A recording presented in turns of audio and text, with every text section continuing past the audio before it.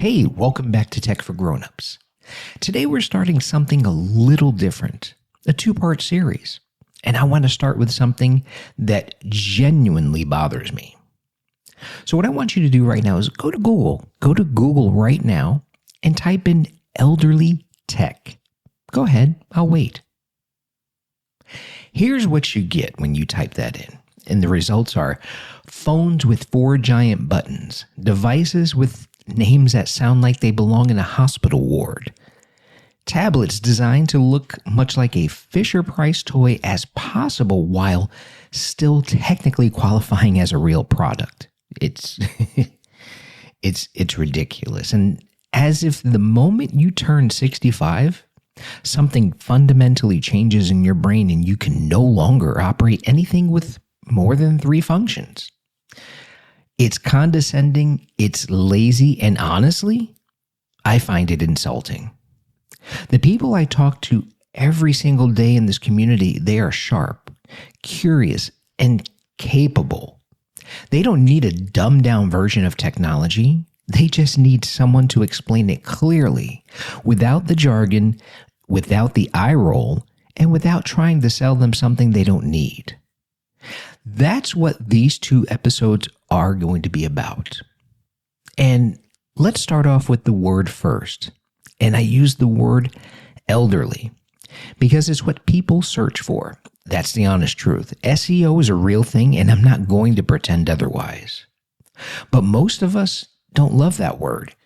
It carries a specific kind of weight that doesn't match how most people over 60 feel about themselves. So let me be clear about who this is really for. It's for anyone who feels like technology moved faster than the instruction manual. If you remember those, they were wonderful.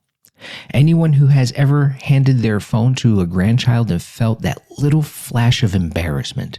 And this is also for anyone who wants to use the tools available to them confidently, safely, and on their own terms. That's who we're talking to today. So, okay, let's start off first with tablets, because this one surprises people. If you've been saying that your smartphone feels too small and your laptop feels like too much, a tablet is almost always the answer. And I want to tell you about somebody in our community. Let's call her Margaret. Now, Margaret is 74 years old, and she lives alone in Nova Scotia. She is sharp as a tack, but she'd been resisting getting a tablet for 2 years. And her reason was, it'll be too complicated. Well, just this last Christmas, her daughter finally set her up with a tablet. And bless her. Because Margaret now video calls her grandchildren in Vancouver every single day. She reads 3 newspapers every morning with her coffee, And she found a watercolor course on YouTube. And it's something she's wanted to try for years. And now she's working her way through it. And when I talked to her, she said, I don't know what I was waiting for. And quite frankly, my answer was, neither do I, Margaret. So let's talk about these tablets. A standard iPad or a Galaxy Tab gives you a large, bright screen. You can use it for video calling, email, books, news, just everything. And it's without the squinting that comes with a phone-sized screen and without the awkwardness of a laptop. So here's what I want you to look for. I want you to look for the iPad Standard or the Air if the household that you're in or your household or relatives are Apple people. Now, look for the Samsung Galaxy Tab A if your household, again, or your family are Android people. Screen size, let's say between 10 and 11 inches, just large enough to read comfortably and small enough to actually hold. What you want to skip is anything marketed specifically as a senior tablet. They are almost always underpowered, overpriced, and designed by people who clearly do not respect their customers. Now for smartphones, and I want to settle something once and for all with that. You do not need a special phone. You do not need a phone with 4 giant buttons and a helpline pre-programmed in. That's not a phone designed for you. That's a phone designed by someone who has never actually talked to a person over 60. You need a regular smartphone with the right settings adjusted. That's it. That's all you need. And we've done a whole post and a video on exactly which settings to change: the text size, notification management, privacy settings, emergency SOS, and I'll link to that in the show notes here. Now, as for the whole iPhone versus Android, here's my honest answer. Get whichever one the people closest to you use, as I had stated earlier about your household or your family. If your kids are on iPhones, get an iPhone. Because when you need help, they can walk you through it on a device that is identical to yours. Same logic if you're on Android. Now, the best phone is the one you can get real support for when you actually need it. It's not because you bought the most expensive phone. Have a phone that you can get support for immediately by someone you know close to you or someone in your family. Now we're going to talk about smart speakers.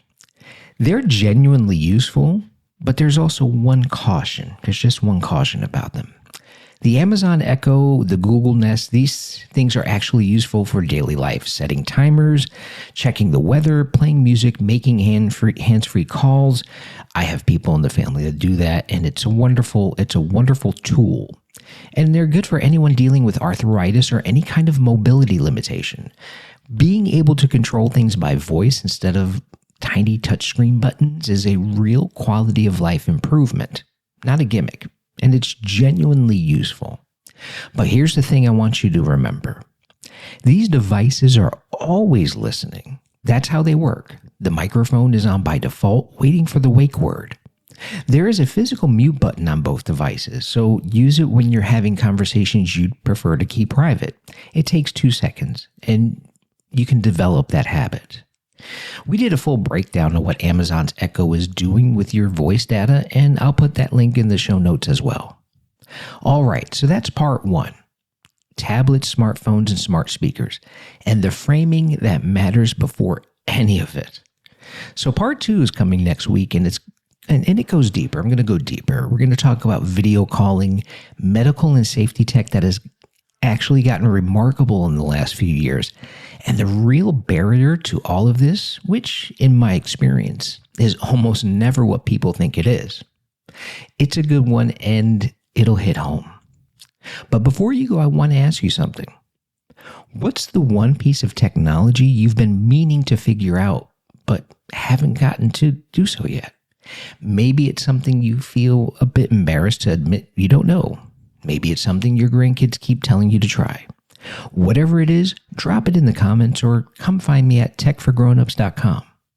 I read every single comment, and if enough people mention the same thing, it will become one of our next episodes. Thank you for listening today, and I will talk to you in the next one. Have a great day.